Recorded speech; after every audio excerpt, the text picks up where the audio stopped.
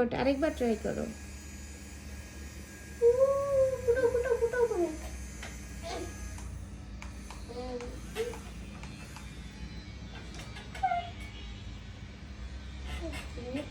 So very beautiful texture, try.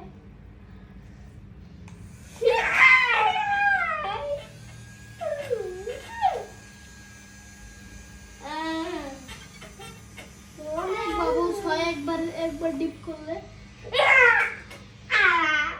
আমার Rouhani দেখা যাচ্ছে খুবই খুশি। মাশাআল্লাহ।